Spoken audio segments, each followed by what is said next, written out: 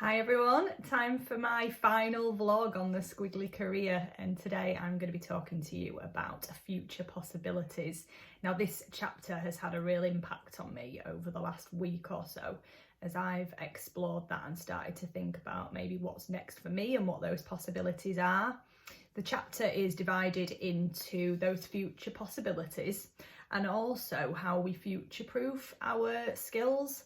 So firstly, thinking about what those possibilities might be and why it's important to have them, but then actually thinking what are the next up and coming skills that are going to be important to future-proof ourselves. And that part of the chapter looks at curiosity, feedback and grit. Now, in terms of future possibilities, this is really replacing the idea of a career plan, because as per the format of all of the Squiggly Career, things are not quite as rigid as that now. So how can we be prepared and be flexible at the same time, know where we might want to go and how we can help ourselves to get there, but in a much more flexible way. So what are the things that you want to know more about? Now, the exercise I found really useful here was thinking about the 4 future possibilities off the top of my head, really. And these are divided into the obvious. So what's the obvious next step? What's that intuitive next step to what you do now? It might not be promotion, it might be sidestep. It might be exploring a greater use of the skills that you do now. The second one is the ambitious possibility. So what's in the back of your mind and usually comes with a but. So you might like to try something or like the idea of something, but.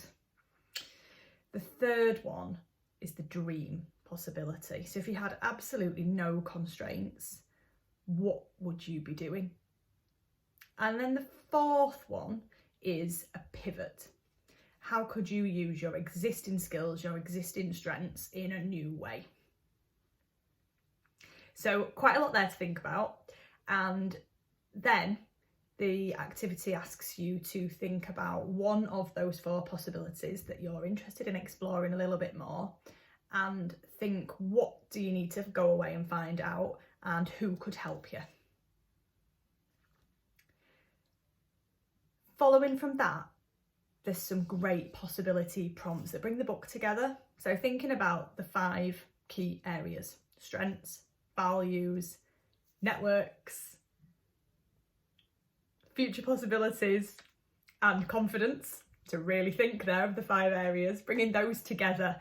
What are the self-reflection questions for yourself for each one of those, and what question could you ask someone else? So for instance, if you're thinking about strengths, you might have a self-reflection question of, how would I use my strengths in that future possibility? You might ask someone else, what are the key skills and behaviours that you would see within that job role?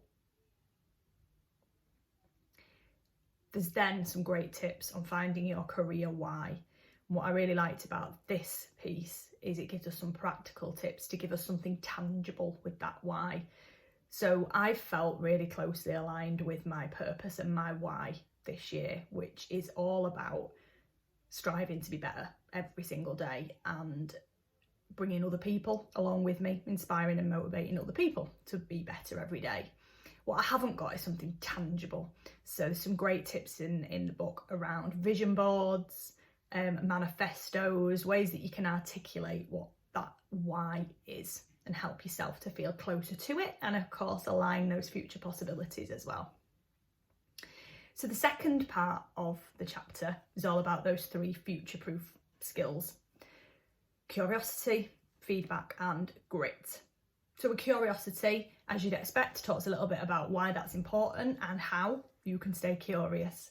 What I found really useful was Sarah and Helen's personal tips. So 5 things that they do to stay curious, and I am definitely going to be cheating and stealing a few of those and getting some different ways of heightening that curiosity, looking in different places. We're then asked to do that for ourselves. 5 ways that we're going to stay curious today. With feedback, I found this an interesting one because I don't particularly think of feedback as a new skill, but yet in my day job, I absolutely know that we generally don't do it well as individuals, as organisations. So I get why actually this really does, we do need to get better at it.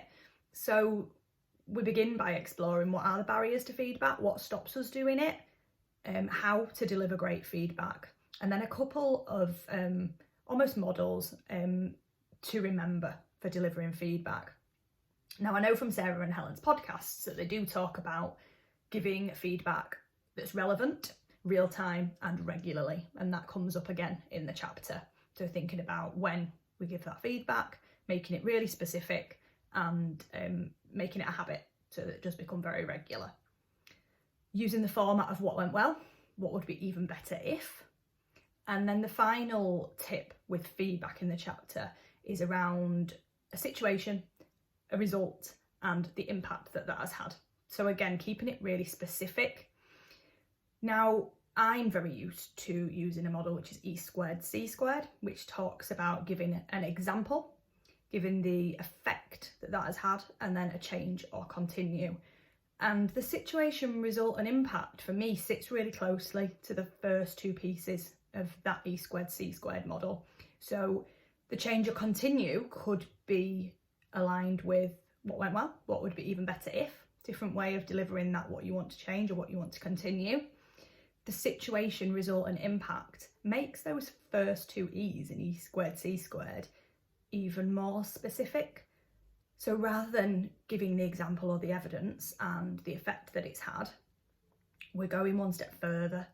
So there may be two effects or impacts. So if you have evidence of a behaviour and you've seen the impact that it had on others at that time, you may then also give the impact that that's had longer term, which would be the situation, the result it had in the room, and the impact that it's had more widely.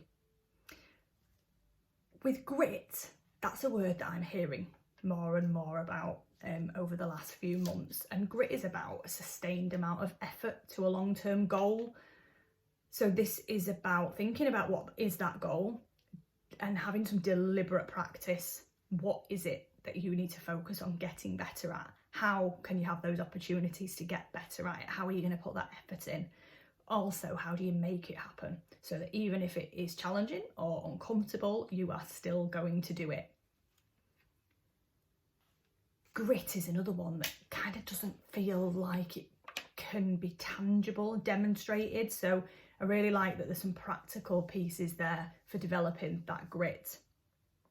And we end the chapter thinking about having fascination in what you do, improving every day, having a greater purpose, growth mindset, and looking at those 4 areas, rating yourself. Where do you think you're at now? Low to high.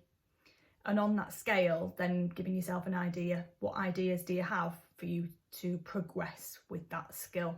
Something that I found particularly useful. You can probably tell I've really enjoyed looking at the future possibilities.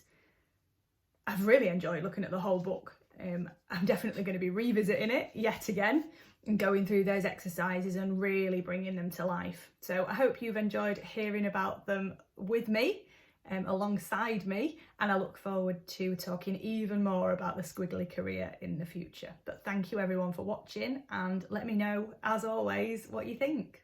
Thanks.